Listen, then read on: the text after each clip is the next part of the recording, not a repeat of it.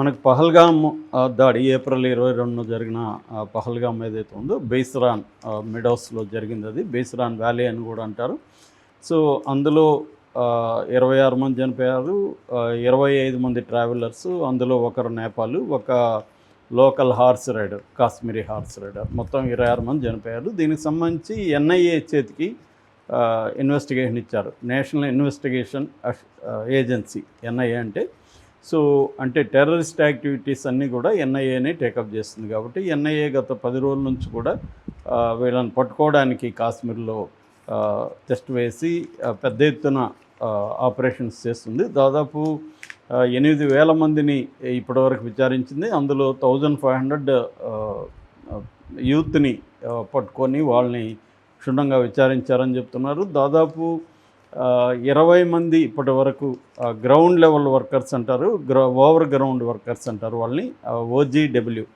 ఈ over ground workers అంటే టెర్రరిస్టులకి over ground workers network ఉంటుంది కాశ్మీర్లో. వీళ్ళు టెర్రరిస్టులకు హెల్ప్ చేస్తుంటారు. వీళ్ళు బయట నార్మల్గా టీచర్స్ గానో షాప్ ఓనర్స్ గానో ఏదో ఒక పనులు చేసుకుంటూ నార్మల్ పీపుల్ లాగే ఉంటారు.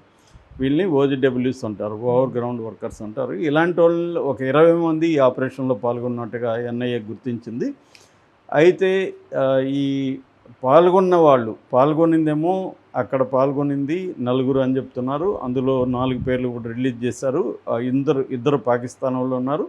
హషీమ్ మోసా అలియాస్ సులేమాన్, అతను నెంబర్ 1. అతను మిలిటరీలో కూడా పనిచేస్తాడు, స్పెషల్ ఫోర్సెస్లో అతను ఉన్నాడని చెప్తున్నారు. రెండవది అలీబాయ్ అలియాస్ తలహాబాయ్. ఈ అలీబాయ్ తలహాబాయ్ కూడా పాకిస్తాన్ టెర్రరిస్టు. వీళ్ళు కాకుండా కాశ్మీర్ టెర్రరిస్టులు, కాశ్మీర్లో ఉంటున్న టెర్రరిస్టులు ఎవరు అంటే అదిల్ తోకర్ అండ్ ఆసిఫ్ ఫౌజీ, వీళ్ళిద్దరు. ఈ 4 పేర్లు కూడా అనౌన్స్ చేశారు. వీళ్ళు కాకుండా వీళ్ళకి వెనుక తట్టుగా బ్యాకప్గా ఇంకొక 3 ఉన్నారు. మొత్తం 7 మంది గ్రూపు దీన్ని అటాక్ చేశారు. ఆల్రెడీ 4 ఏరియాలని వాళ్ళు ఐడెంటిఫై చేసి 4ని రెక్కి చేశారు. అందులో ఇది బెటర్గా ఉందని వాళ్ళు అనుకున్నారు. ఎందుకంటే పెహల్గాం నుంచి ఇది 5 కిలోమీటర్ల దూరంలో ఉంటుంది. పెహల్గాం నుంచి ఏ రకమైన రోడ్డు మార్గం కానీ ఇంకోటి కానీ లేదు. కేవలం నడిచి రావాలి, లేదా పోనీ అనే పొట్టి గుర్రాల మీద ఎక్కి రావాలి. సో కాబట్టి ఇక్కడ అటాక్ చేస్తే కూల్గా మన టైం ఉంటుంది, కూల్గా అటాక్ చేసుకోవచ్చు, అటాక్ చేసి కూడా రిట్రీట్ అయిపోవచ్చు అనేది వాళ్ళు అనుకున్నారు. అది నిజం కూడా అయింది. దాదాపు 1 అవర్ వరకు అక్కడికి ఎవరు రాలేదు. జరిగిన 1 అవర్ వరకు కూడా ఎటువంటి సాయుధ ఫోర్స్ అనేది అక్కడికి రాలేదు. కాబట్టి 7 మామూలుగా ఏంటంటే ఎప్పుడు అటాక్స్ ఇట్లాంటి అంటే మిలిటరీ లెవెల్ అటాక్స్ అంటాం, మావోయిస్టులు కానీ లేకపోతే టెర్రరిస్టులు కానీ అటాక్స్ వెరీ ఆర్గనైజ్డ్గా ఉంటాయి. ఒక రకంగా మిలిటరీ పద్ధతుల్లోనే వీళ్ళు అటాక్స్ చేస్తారు. ఒక అసాల్ట్ టీం ఉంటుంది, డిఫెన్స్ టీం ఉంటుంది, దానికి సంబంధించి ప్రొటెక్షన్ కోసం అంటే ఇతర పనుల కోసం కూడా పెట్టుకుంటారు.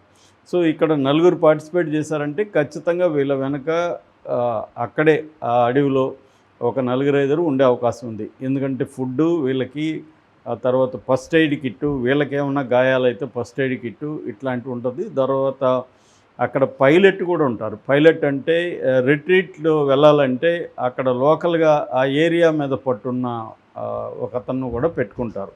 ఆ దారులు అవన్నీ తెలియాలి, ఎందుకంటే వీళ్ళకి కొత్తగా అవచ్చు.